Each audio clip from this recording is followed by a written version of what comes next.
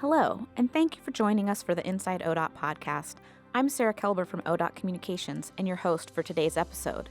In this episode, you'll hear tips from an ODOT maintenance worker about how to drive in wintertime.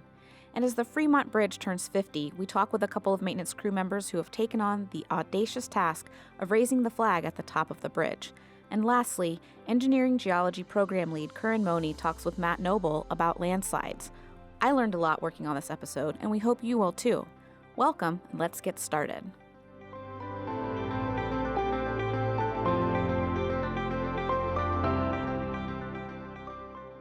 Driving is a task that always requires care and attention, but winter in Oregon brings a few more challenges. We thought, who knows more about this than our snowplow drivers? One of our maintenance crew members gives his advice. Hi, I'm Sean with ODOT. Here are the 5 things you need to know before driving in the snow. 1. Check your manufacturer's recommendations for chains. 2. Know how to put them on before you drive in the snow. 3. Find a safe place to pull off in a designated chain-up area to put your chains on. 4. Wear proper clothing while putting on your chains. And 5. Drive slower with chains on.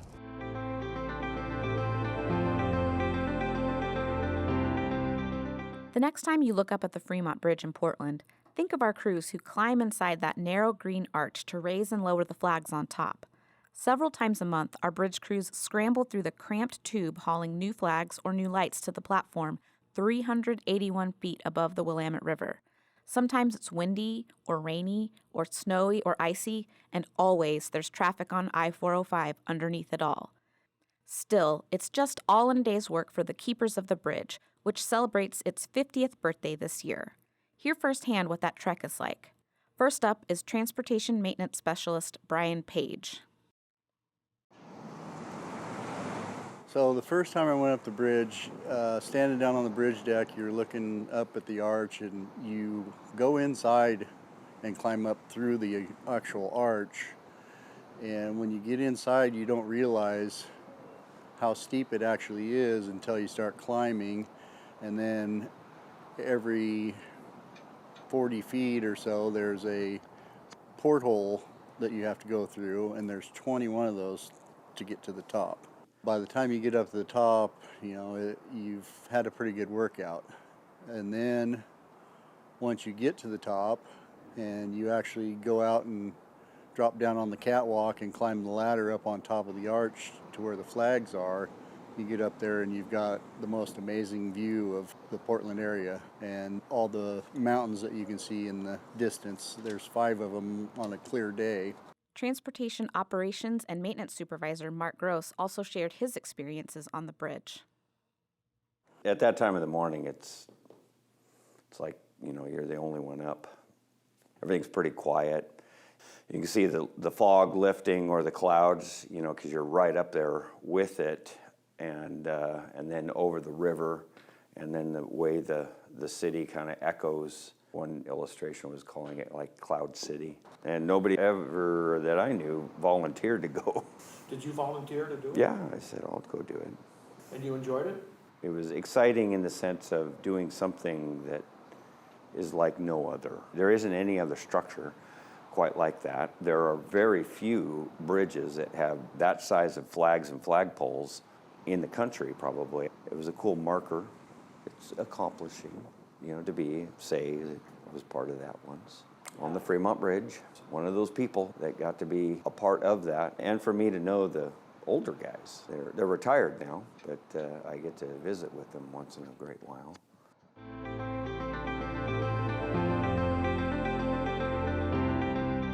Landslides sometimes move all at once, and sometimes a little bit with every rainstorm.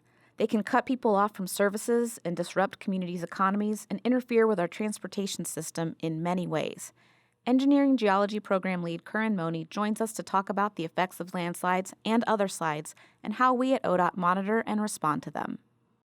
Hello everyone, my name is Matt Noble. Landslides are a frequent presence throughout Oregon, and each year it seems like we have at least one big landslide that shuts down a road for days or even weeks at a time.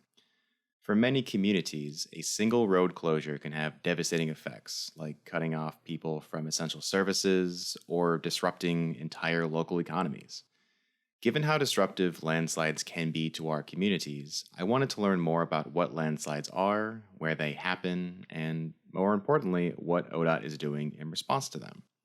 So today, I'm here over Microsoft Teams with our engineering geology program lead, Curran Mohney, to ask him about landslides. Curran, welcome to the podcast.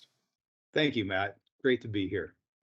Yeah, and thank you for taking time to talk to me today about landslides, which is a pretty complex subject. In my role as a communications person for the agency, I've written about landslides in the past, and had to learn more about them with your help. So I'm just really appreciative that you are here today to help the rest of the agency also learn more about them. Always happy to talk about them. Well, starting off with the basics, what are landslides? And kind of a related question, is landslide an umbrella term for different types of movement of earth down slopes? How would you describe a landslide in the most basic terms? Well, there's sort of the Webster's definition. So, landslide is a general term for the wide variety of processes and landforms involving the downslope movement, under gravity, of course, of masses of soil and rock material. So when we say landslide, it's both a verb and a noun. So it can be the actual event, or, a landslide could be a feature on the landscape that at some point moved into its current position and is, waiting for an opportunity to slide again. So if we perturb it, it's going to keep going. So, landslide, it's a really broad term, and it encompasses all forms of mass movement of soil and rock. So it can involve an individual rock fall, it could be a debris flow, or it can be some massive block of everything moving all at once. And nature hates being classified, and landslides generally show more than one type of movement, and the characteristics of the movement become really more complex. So the takeaway is, it's safe to call everything a landslide, but in general, if it's rock, we call it a rock fall. If it's soil, just call it a landslide. And if it's liquid, then we call it a debris flow. So a lot of discussion about classification, and there's a lot to it, but there is a purpose for it. And part of it is we can look at the geology of an area and we can predict the types of landslides that are going to happen there based on the materials and then the geologic structure and what we call geomorphology, which is just the term for the landform present. And so the importance of this is, we're going to have a different approach to mitigation and repair based on the type of landslide.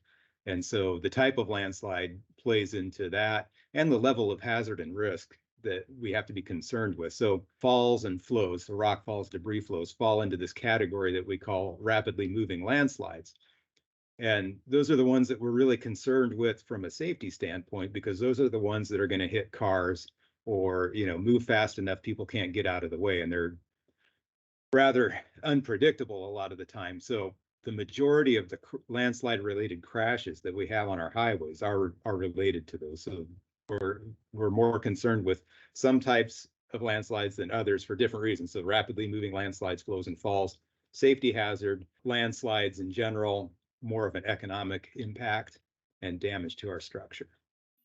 Okay, that makes sense with the more immediate threat, you could say, looking at different kinds of landslides and how we classify them. But I want to circle back to something you said towards the beginning of that answer about slides being over a large area and they can kind of move at different speeds at different times. So, and I know that one term we use to describe landslides are like active landslides, or maybe some staff have heard of ones that have like names. There's a lot of ones on the coast that are named slides and things like that. So how are those active landslides or named slides different from the more immediate ones you just talked about with the debris or the rock fall? Is it that part of a active landslide can move quickly and then create a threat, or like are they always kind of moving?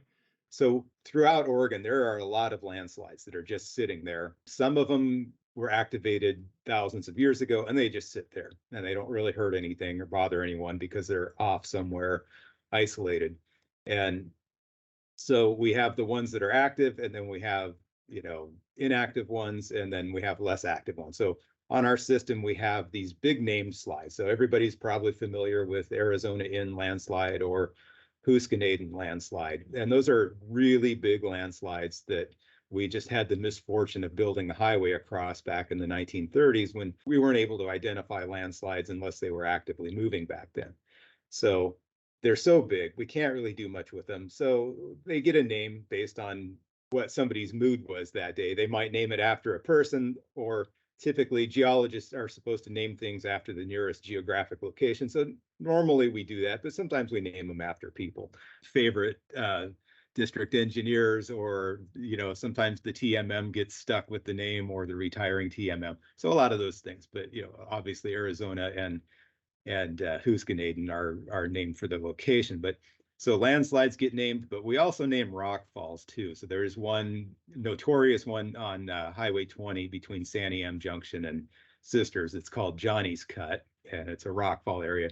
Now, where Johnny's Cut comes from, I don't know, but we have landslides that are just there, and the only reason we have them on our inventory is because a geologist was there and saw that it's there. We have some that move continuously, every time it rains, it moves a little bit.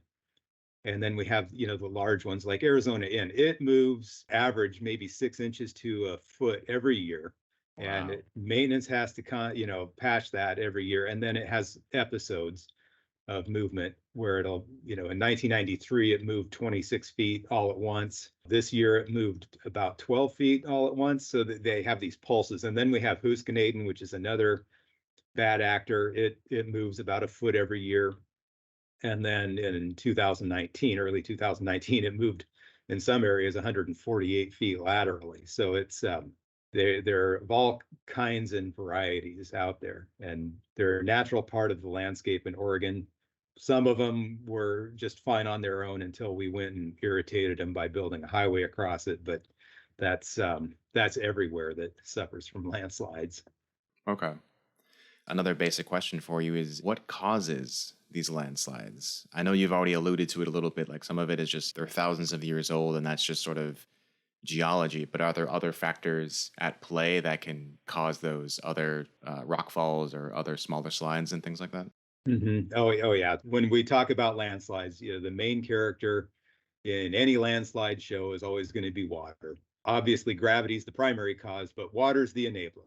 And when we analyze the stability of any slope, we break it down into what we think are the driving forces acting on it, and then we look at the forces that are resisting the movement, those forces that work against the landslides. So basically, when the driving forces exceed those resisting forces, then we expect landslide movement to occur. And generally, we're looking how the force of gravity is acting on the different parts of the slope.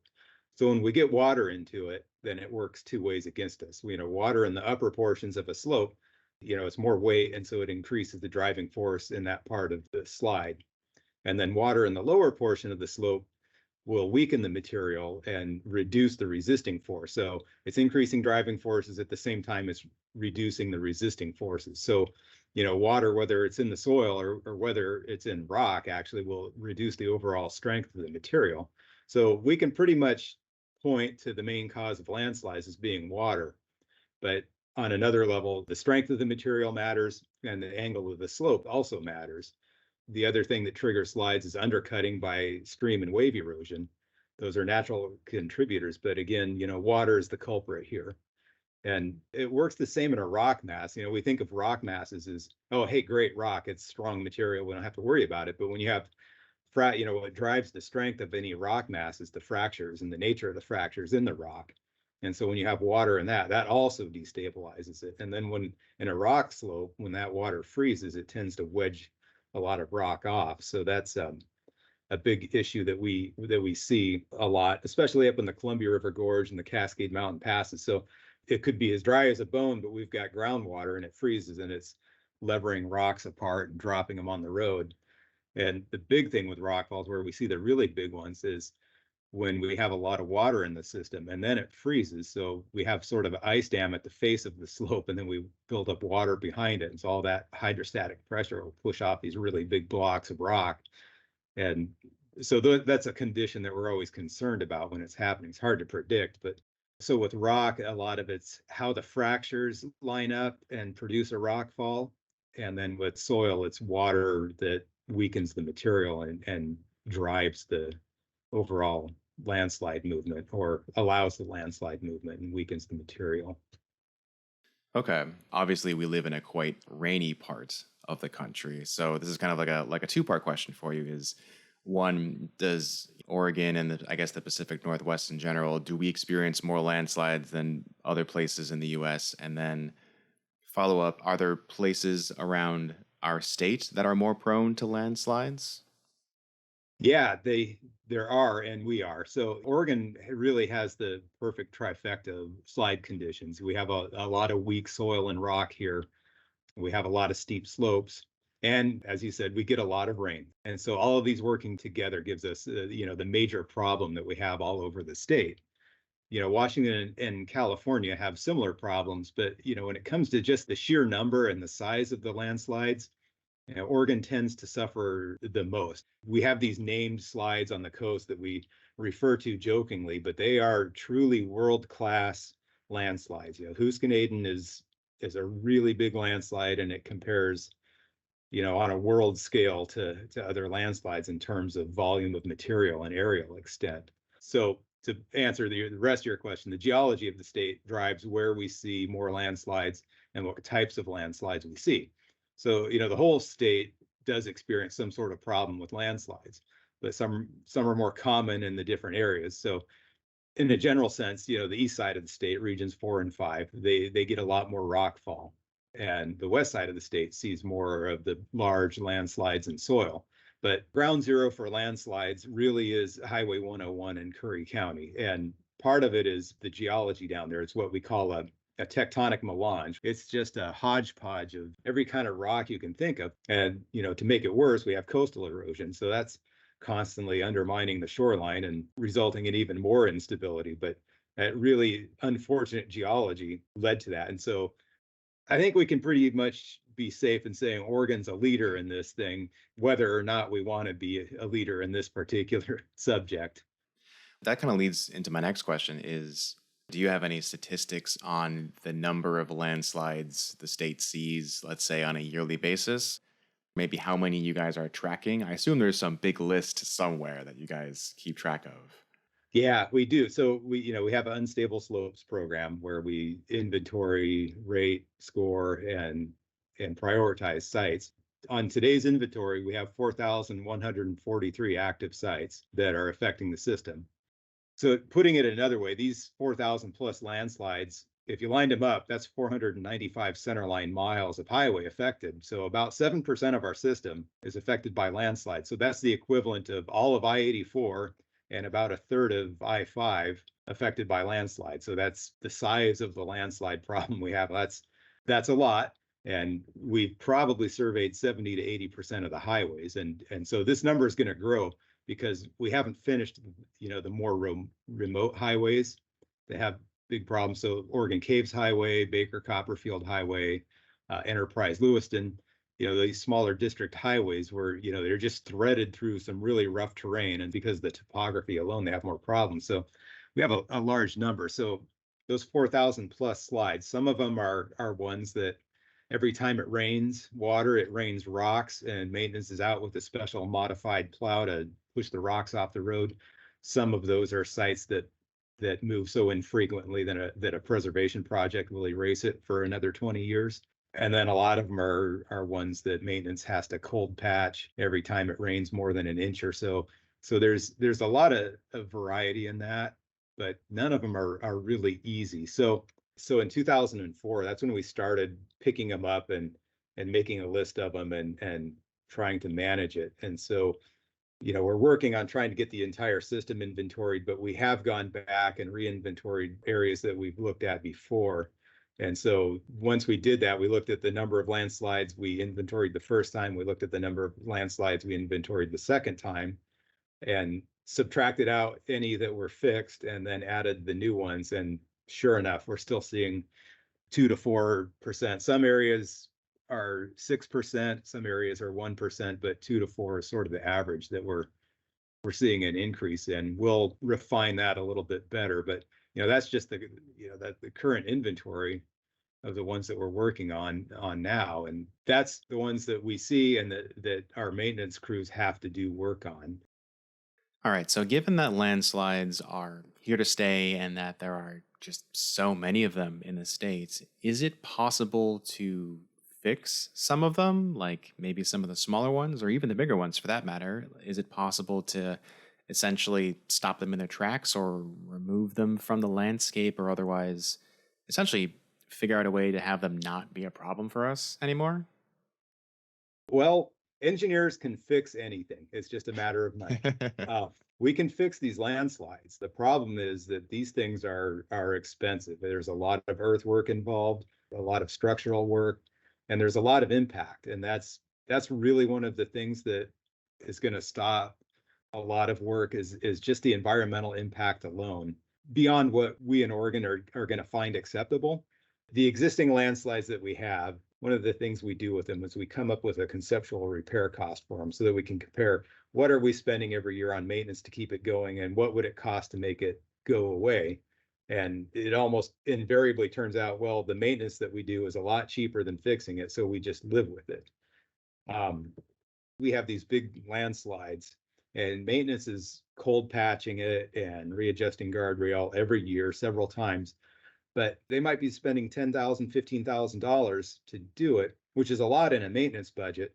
But that same slide might cost $15 million to fix. So we can do a lot of patching for a long time before we recoup that loss. The only issue is we don't know when that thing's going to move catastrophically or not a lot of the time until we really get into some detail to make those decisions. So we sort of limp along, but we're really spoiled by our maintenance crews because over so many years of these guys having to deal with it day in and day out, they've gotten really creative with what they do and they are really effective. And so they've sort of painted themselves into this corner where they are the solution to the problem.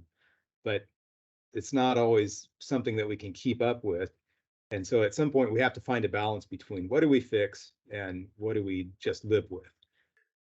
Okay, so if fixing landslides is possible, so then what do we do? How do we slow slides down? Can we mitigate them using different tools and things like that? So managing water is a big one. That's usually the first thing you say when you look at a landslide. What are we going to do with the water? Let's get the water out of it.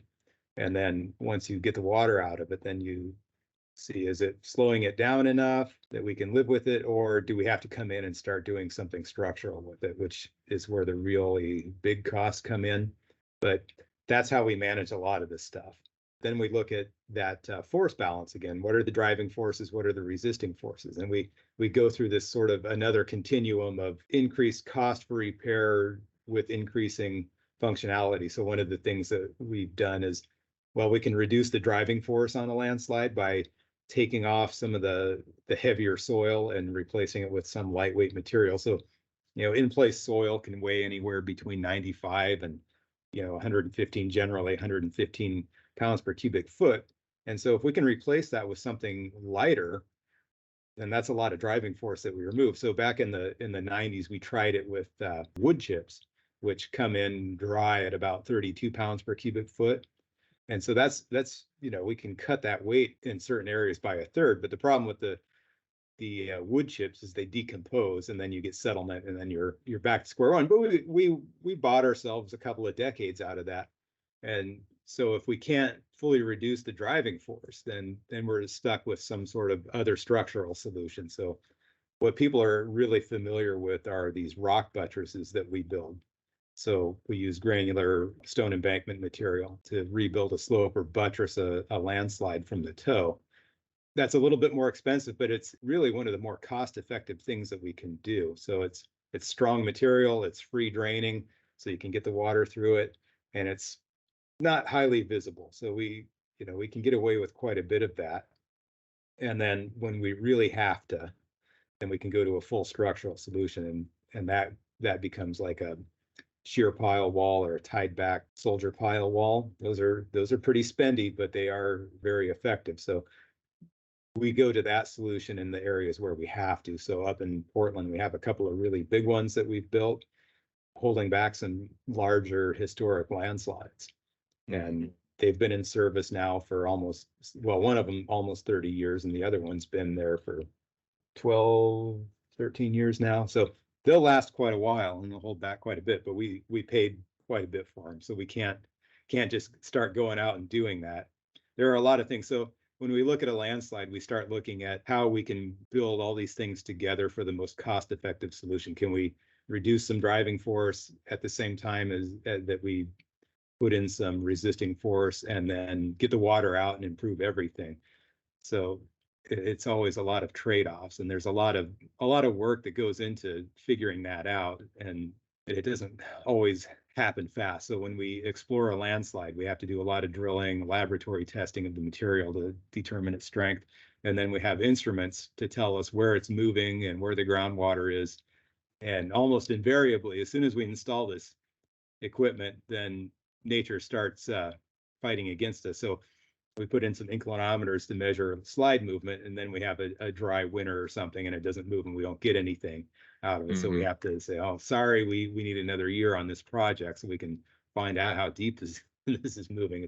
They're horribly uncooperative that way. But Yeah, that's interesting to hear that it's really every landslide is unique in that some of them respond to, like you said, just removing the water and that's enough for them, or other ones need remove the water and then attack the driving force and reduce that, or maybe it's those two plus building some sort of retaining wall or structure in front of it. So it's interesting, but also it sounds a little frustrating that every slide is different and requires a different approach. So I can see why it's a very methodical and long process for you guys.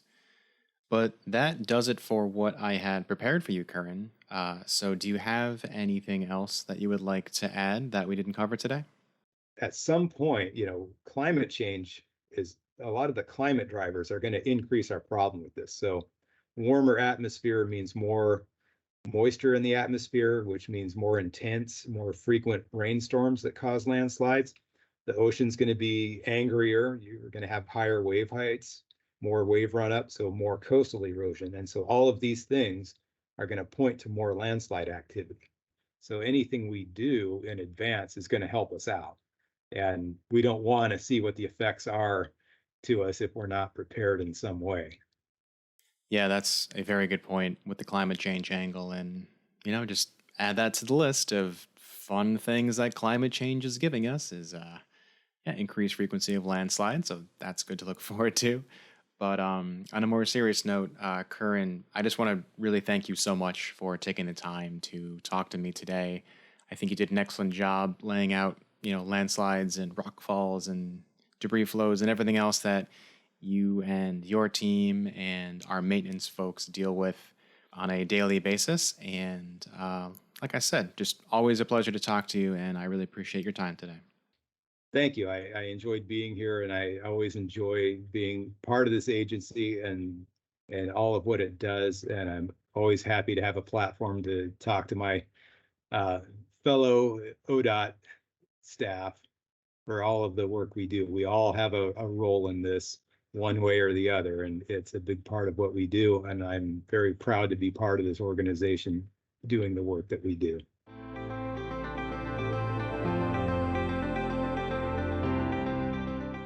There's always something going on here at ODOT. Here are a couple of our upcoming events. Our next ODOT Wellness webinar is Wednesday, December 13th at 8 a.m. Hear from Nicholas Kessler from Canopy, our employee assistance program provider, on managing stress and anxiety during uncertain times. This webinar will review steps you can take during these uncertain times, including managing your stress response and practical strategies for healthy coping, tools to maintain a positive outlook, and learning what resources are available for support from Canopy. Find the links for these presentations and other resources on our wellness page on the dash, which we'll link in the show notes.